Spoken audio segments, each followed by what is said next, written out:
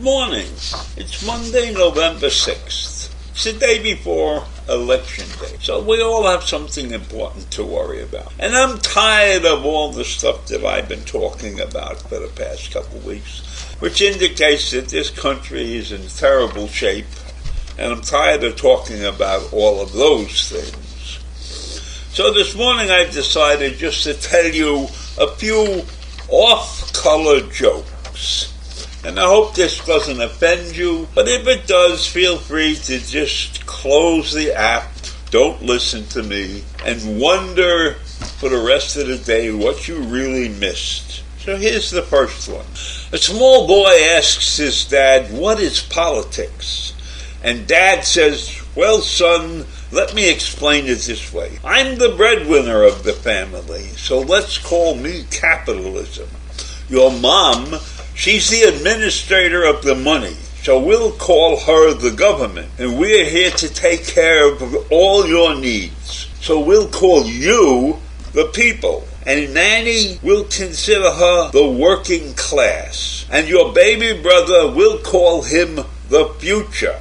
Now think about that and see if it makes sense. So the little boy goes off to bed thinking about what his dad has said. And later that night he hears his baby brother crying. So he gets up to check on him. He finds that the baby has severely soiled his diaper. And the little boy goes to his parents' room and finds his mother fast asleep. Not wanting to wake her, he goes into the nanny's room. Finding the door locked, he peeks in the keyhole and he sees his father having sex with the nanny. He gives up and goes back to bed. The next morning, the little boy says to his father, "Dad, I think I understand the concept of politics now." The father says, "Good. Tell me in your own words what you think politics is all about."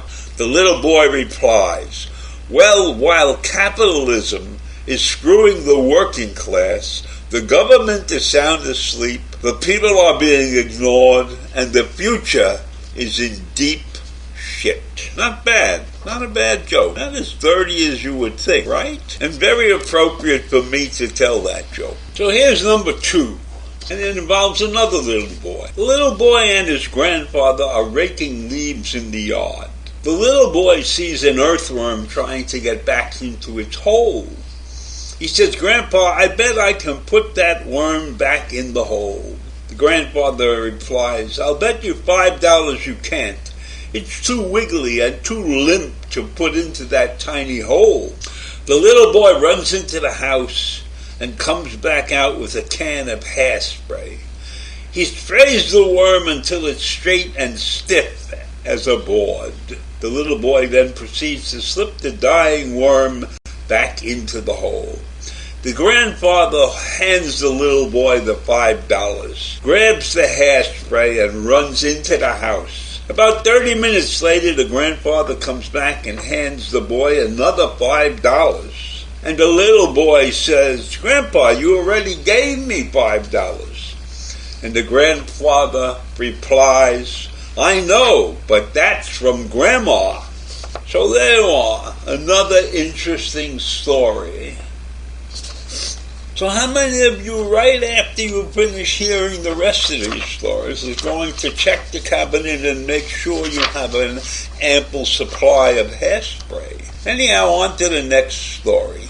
So a teacher is teaching a class and she sees that Johnny isn't paying attention. So she asks him, "If there are 3 ducks sitting on a fence and you shoot one, how many are left?" And Johnny says, "None." And the teacher asks, "Why?" And Johnny says, because the shot scared them all off. And the teacher says, "No, there are 2 left." but I like how you're thinking. Then Johnny asks the teacher, you see 3 women walking out of an ice cream parlor. One is licking her ice cream, one is sucking on her ice cream, and one is biting her ice cream. Which one is married? And the teacher responds, the one sucking her ice cream. And Johnny says, no. And Johnny says, no, the one with the wedding ring. Now I understand how you think. And kids are much sharper than we think.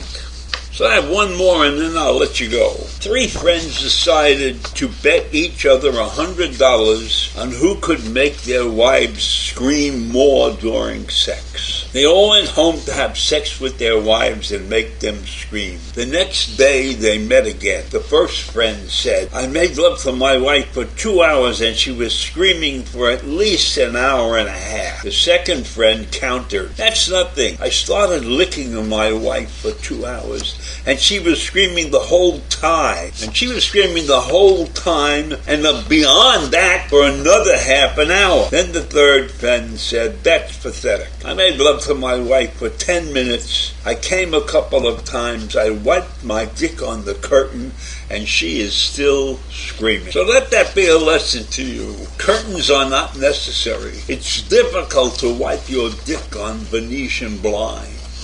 So have a great day. I hope you enjoyed this little interlude. I'll be back tomorrow with hopefully some interesting good news. But don't count on it. Have a great day.